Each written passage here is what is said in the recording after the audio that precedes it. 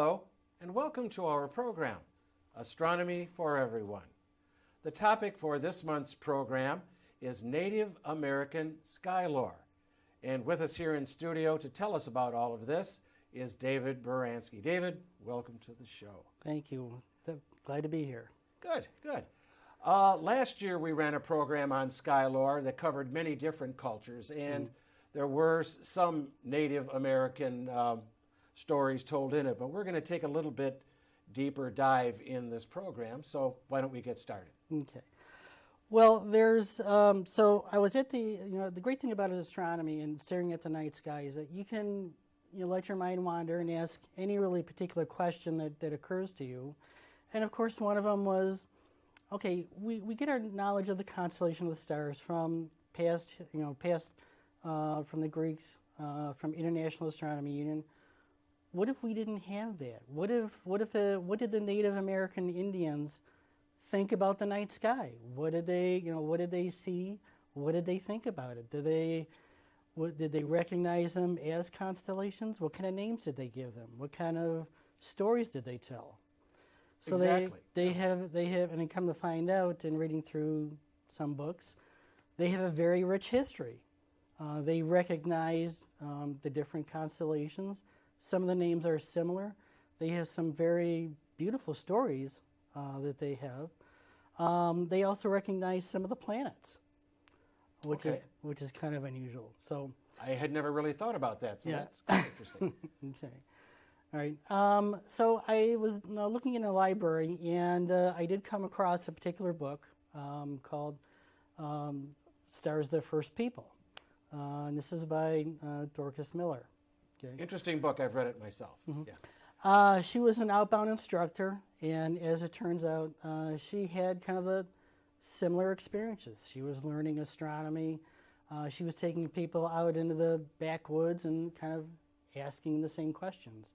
What did the Native Americans think about this? And so she went about collecting all kinds of stories from all the different tribes. In fact, even in the front of her book, she lays out the different areas of the country, what tribes are where, the Northeast, the South, etc. She also mentions that, which tribe thought of, which constellation, which name that they gave it to. So you're talking about how we learned our nomenclature. You were going to talk about the IAU? So today we know the names of the constellations, the name of the stars from the International Astronomy Association. So, when you look up in the sky, like this time of year, you see Orion, okay? Sure. But what if we didn't have that name? What if we didn't have that union? What if we just let your mind kind of wander and just kind of think about, well, what does that really look like? Yeah. Does that still look like a hunter to you? Maybe, maybe not. But in from the tribes that are around the Michigan area, say like the Iroquois, the Micmac, Seneca, they saw different things. They saw like the star that does not move, which would be like another name for a Polaris. So it'd be like it's like a really simple standard, or like a simple, straightforward name for it, or like three hunters in a canoe. Okay, would be another name that the Micmacs saw. Okay. So the three hunters being the handle part, and a canoe being the bucket, if you will. Sure. Okay. All right. So they came up with different names based upon their own culture and what they thought it looked like in the sky. Okay. All right. Well, that would be their experience. Sure. Yeah. Yeah. Same thing like with the Passamaquoddy or with the fox. They saw a bear and a hunter. They also they called them Fisher stars as well. Another group even saw the handle as being three hunters and a dog. And where do you think the dog came from? I have no idea. Well, if you look at like the Big Dipper today, we only see, because of the nights in the city or the lights in the city, we only see three stars, right? Yeah. So if you think that far back when we didn't have big cities and you're out in the middle of nowhere, you can probably see the two stars in the handle really well. So three hunters and a dog. Okay. All right. Yeah, it's all in the eye of the beholder. It's all in the eye of the beholder, right? Yeah. And Pleiades was also Pleiades. The star cluster. Sure. The star cluster was also very visible to them. But again, Pleiades was just not a name, or was not a name to them. They primarily called it, dancers. It might have been boys, it might have been girls, it might have been women. Just kind of dependent upon the particular tribe that was looking at it. So again, Pleiades, 7 stars, they kind of look like dancers. Exactly. I remember when I was doing the research for the program I did last year. It depends on the tribe. One tribe would see it as female, another as male. So it was quite interesting to see the diversity that various groups would see for themselves. Another big feature of the sky that I thought was really interesting from the book was the Milky Way. Out of all the things that you could see in the sky, and whatever names you could apply, no matter what tribe, this one had the most. The Milky Way, based upon all the collection that she did, had almost close to 40 different names. Oh my. It is in the eye of the beholder. Yeah. So like the tribes around here, like the Iroquois, the Delaware, primarily it was like Spirit Road, Road of the Dead. There was the White River. The Fox called it the White River. The Indian tribes of the north, Intuit. Snowshoe tracks. Okay. Yeah. And there's just a numerous, like say, 40 plus names, or 40 names for this particular object in the sky. And it just depended upon where you were in the country, whether you were in the south or whether you were in the north, and how your culture affected naming that object.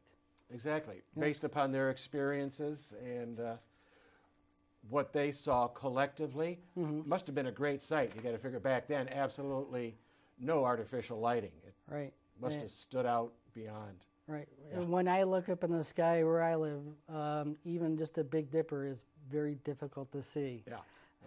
And the first time I had seen the Big Dipper, I didn't see it quite as bright as what's pictured like on Google Images.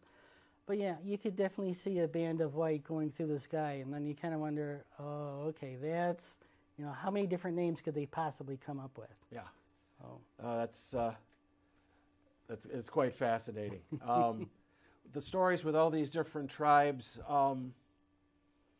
do you notice some tribes have a certain similarity, even though they might be, say, located in different parts of the country or North America? Some of them might be of similar story. They do have, there's 2 of them, 2 stories that I think really illustrate sort of the Native American culture that I'd like to read from the book. They're like a couple of pages long, but I think they really illustrate the background, what their life was like, and also what they saw in the sky. So if I could go ahead and read one of the stories. If we wanted to do that now, then we'll do that one, and then we'll take a quick break after that, I think. Okay. And or we could take a break now and maybe save both of those for after the break. Okay. This has been a fascinating discussion. I'm glad myself to learn a whole lot more about the Native American SkyLore culture, and we're going to continue with that right after our break. If you have a question, send us an email. We always ask you to do that, and you can see the email address down there at the bottom of your screen. And right after Term of the Month, we'll be back to hear some of these very interesting stories that David's going to read us. But right now, Term with Stephen. Thanks, Don. The term of the month is retroreflector. So the idea of a retroreflector is that light from the source reflects back to the source. Now there are 2 types. There are corner reflectors, which are flat mirrors in a pair of flat mirrors, or in a box corner. So there are 3 mirrors kind of like the inside of a box. And the other type is the cat eye, which is a ball, and it's often silvered on one side, So light comes in one side, bounces off the silver bit, and then goes back through the ball. It doesn't exactly go back to the source. It's not terribly accurate, but a lot of it does. The box type was deployed to the moon in the Apollo missions, and this first thing, every hole here has a little box reflector in it, and so the whole thing, all of it reflects light back toward where the source was. And then this is what it looks like on the moon, deployed on the moon. You can see the lunar module in the back. And so this is the same thing that you just saw, only you see the whole thing and where it was. And so these have been used for laser ranging. So a laser is shot from the Earth. There's a facility at McDonnell Douglas in Texas. And then it's 1.29 seconds out to the moon, and then another 1.29 seconds back, and you figure out the distance from the exact time. So these are where these retroreflectors are. The 3 A's in the middle, those are where they are from the Apollo missions, and then the 2 L's toward the top, those are from the Lunokhod unmanned missions from the Soviet Union. Now, cat-eye reflectors can be natural. Rainbows, for example, are basically come from spherical raindrops. So if you look down sun from you, you see the rainbow in front of you. On the moon, when a meteor strikes the moon, it turns sand into liquid silicon spheres flying everywhere, and these little marbles everywhere. They aren't perfect retroreflectors, and that's a good thing because then all the light would go back to the sun and we wouldn't see it. But in any case, the full moon is brighter than it should be. Instead of being twice as bright as the first quarter, it's 12 times brighter. And in fact, when the moon is 95% full, right, it's half as bright as when it is actually full. So an almost full moon is only half as bright as a full moon. And that is the term of the month, retroreflector. Thanks, Stephen, and welcome back to the show. The topic for this month's program is Native American SkyLore, and we're here in the studio with David Baranski. Now, David, you've got some passages from some of the books to kind of highlight the thoughts or the thinking of some of these Native American cultures? Right. I've got 2 stories, and one of them, the first one I want to read, is from the Passamaquoddy. And the main feature of this particular story, it's about someone called Chief Morningstar, but the main feature of this is the Milky Way, of which they named it the Spirit Path. So let me go ahead and start here. So there once lived an old chief named Morningstar. He had an only son, so unlike all the other boys of the tribe, so as to distress the old chief. He would not stay with the others or play with them, but taking his bow and arrows, would leave home, going towards the north, stay away for many days at a time. When he came home, his relations would ask him where he had been, but he made no answer. At last the old chief said to his wife, "The boy must be watched, so I will follow him." So Morningstar kept on the boy's trail and traveled for a long time. Suddenly his eyes closed. He could not hear. He had a strange sensation and knew nothing until his eyes opened in an unknown and brightly lighted land. There were neither sun, nor moon, nor stars, but the land was illuminated by a singular light. He saw human beings very unlike his own people, but they gathered about him and tried to talk with him, but he could not understand their language. He knew not where to go, nor what to do. He was well treated by this tribe. He watched their games and was attracted by a wonderful game of ball that seemed to change the light to all colors of the rainbow. Colors that he had never seen before. The players all seemed to have lights on their heads, and they wore curious girdles that they called rainbow belts. After a few days, an old man came to him and spoke to him in his own tongue and asked him if he knew where he was. He said, "No, you are in the land of northern lights. The old man said, "You are in the land of northern lights. I came here many years ago. I was the only one here from the lower country, as we call it, but now there is a boy who visits us every day," the chief's son. As the chief inquired how the old man got here, or which way he had come, the man said, "I followed a path called the Spirit's Path, the Milky Way." "That must be the same path I took. Did you have a strange feeling as you had lost all knowledge while you traveled?" "Yes," said the old man, "I could not see or hear." "Then you did come by the same path. Can you tell me how may you return home?" And the old man said, "The chief of the northern lights will send you home." "Well, can you tell me where I might find my son?" And the old man said, "Well, you'll see him playing ball." Morningstar was very glad to hear this, and for a few moments later, a man went around to the wigwams, telling all to go and have a game of ball. The old chief went with the rest, and when the game began, he saw again many of the beautiful colors on the playground. The old man asked if he saw his son among the players, and he said that he did, the one with the brightest light on his head. They then went to the chief of the northern lights, and the old man said, "The chief of the lower country wishes to go home, and he also wants his son." The chief asked him to stay for a few days longer, but he longed to go home. So the chief of the northern lights called together his tribe to take leave of Morningstar and his son, and ordered 2 great birds to carry them home. And as they traveled over the Milky Way, Morningstar had the same strange sensation.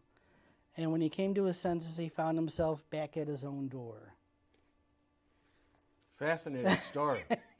I've never heard that story before. Yeah. So it's interesting, we look at the Milky Way and we just see a collection of stars and or galaxies. And back then, they look at it entirely different. We would never, you or I looking at the Milky Way would never even come to that. No. You're absolutely right, David. I would never think of that in a million years. So it's the imagination and just the thought processes and trying to make sense of what they see. Mm-hmm. I mean, they could see the Northern Lights and the Milky Way, Mm-hmm. and the two together. That's a great story. All right. Well, there's one last one that I would like to read to you. This one is from the Pueblo Indians. Okay, so we're out in the western Western US. part of the country. Mm-hmm. This one is the story of Long Sash. Long Sash is a warrior, so it's about Orion. Okay. During the reading of the story, there are 3 constellations that are mentioned, and they have another name for the Milky Way. It's the Endless Trail. All right. Okay. The place of decision is Castor and Pollux. In Gemini. Okay. The place of doubt is Cancer. The crab. Okay. So I'll read you the story. The names that we know of course, are not in it. So if you want to go ahead and tick off the names as you hear it. So Long Sash was a brave and wise warrior, and the people trusted him very much. They turned to him when, year after year, their villages were destroyed, warriors killed by neighboring tribes. They said to Long Sash, "Take us to a land where we may live in peace." "The journey will be difficult," said Long Sash. "We will have little food and must travel a long way on the endless trail. We must go into a land that I have never seen. Are you willing to endure this hardship?" The people assured him that they wanted to go, and they packed their belongings. They began the long journey. Long Sash had to instruct them how to hunt, make clothes, as they had little to eat or wear. Babies were born, old people died, quarrels broke out, and there was much fighting. Long Sash halted and said, "We cannot continue. There is violence among you. You do each other more harm than your enemies ever did to you. Let us rest here. There are women whose time is due. Let them give birth. Then you can choose whether you want to follow or go another way." They stopped by 2 bright stars, now called the place of decision. Okay, so that would be Gemini, Castor, and Pollux. Right. Okay. Even today, people look at these stars when making important decisions. After the people had rested, they said, "We want to continue with you." Long Sash watched them closely to see what they said was true. He believed them, and they again set out on the endless trail. But Long Satchel was growing old, tired, and doubtful. He had never been in this land and was unsure of which way to go. He asked for a sign. He closed his eyes, appeared to sleep, but when he awoke, he told the people he had been given many promises. They had already completed the most difficult part of the trip, and he said, "There are times in each person's life when there is a place of doubt. Cancer the crab. You must seek help from the above persons when this happens." He laid his headrest down to mark the place of doubt and to remind people where they can seek guidance when they need it. These stories are truly amazing. Yeah. It's a shame that these aren't taught. There's just so much insight and self-reflection, and it's Yeah, to me, when I read through the book and read some of the other stories from the Native American culture, just like you, I thought, these should be heard. They should be taught, at least in some way, along with all the other stories that we know. The stories that we typically hear, the Greco-Roman. Mm-hmm. Exactly. Right. So it's hopefully doing a program such as this will inspire some of our viewers to explore this topic for themselves, to learn more. Again, there's so many different tribes in the areas of North America, between the north up in Canada, the Inuit, down into what is now the U.S., even down into Mexico. Right. Some of those stories, it's even amazing. Yeah, even like say through the Southwest, these are all like say different names for the Milky Way. The Zuni called it the entrails of a monster. The Navajo called it awaits the dawn. Okay. Very unusual names. The Tinglet, tracks of a Tinglet hero. Okay. The Snohomish just called it a river, because if you look at it in the pictures, you think, yeah, it does look like a river. Yeah, and even the Chinese called it the Heavenly River. Yeah. Exactly. So yes, very, very interesting stories to read. Indeed. And I know that book is available in libraries.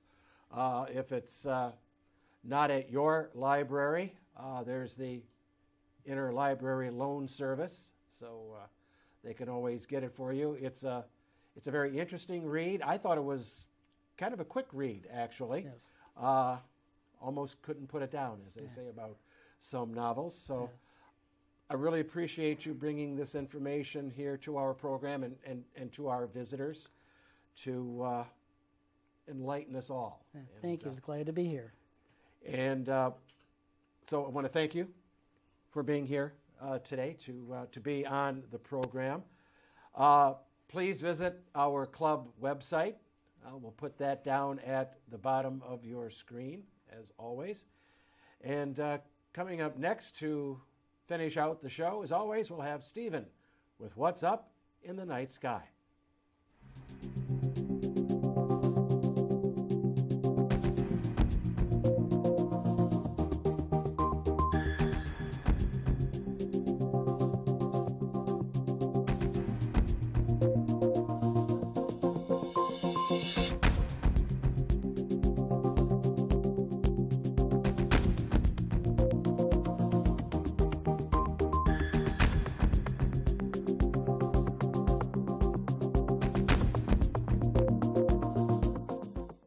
Thanks, Don. What's up in the night sky for April 2019?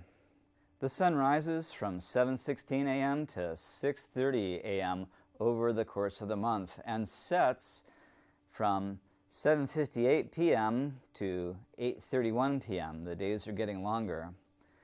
The twilight is an hour and 38 minutes before and after rise and set over this month. We start the month with a new moon on April 5th. The first quarter is on the 12th, full moon on the 19th, and on the 26th we have the third quarter. Now, this next image is on the 11th of April at 6:20 a.m. And starting at the horizon, we have Mercury, which goes from Aquarius to Pisces this month. It rises from 6:26 a.m. to 5:55 a.m., so it rises even earlier. And so you'd think that it would be better at the end of the month, but it seems to be the best here on April 11th because we have a max western elongation. That's when Mercury is farthest from the sun in the sky. On the 10th, we have aphelion, the farthest Mercury gets from the sun, so you would think that this would be a great month, but the angle that the planets move on, the ecliptic, is pretty steep, at least up here in Michigan. So it's not that great. Really, 6:20 is the ideal time. Venus and Neptune are very close to each other here. They both rise at about 6:30 to 4:38 over the course of the month. They are in Aquarius the entire month. Saturn is in Sagittarius, and it rises at 3:44 a.m. to 1:53 a.m. And Pluto, although it's not labeled here on this image, I couldn't get it to show up for some reason.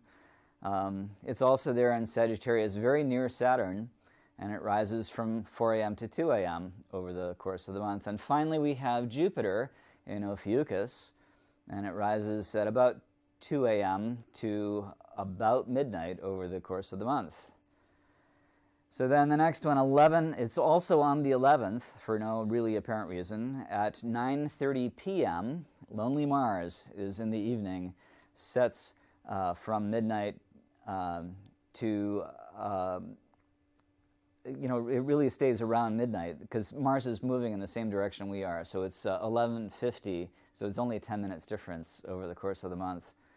And then we don't have a slide for Uranus because although it's in Aries, and you'd think, well, we saw Aries on one of those charts, it has superior conjunction on the 22nd of April, which means that the Sun will be directly between us and Uranus in the middle of this month, and it's hard to see anyway, so this is really a bad month for that planet. And that is what's up in the night sky for April 2019.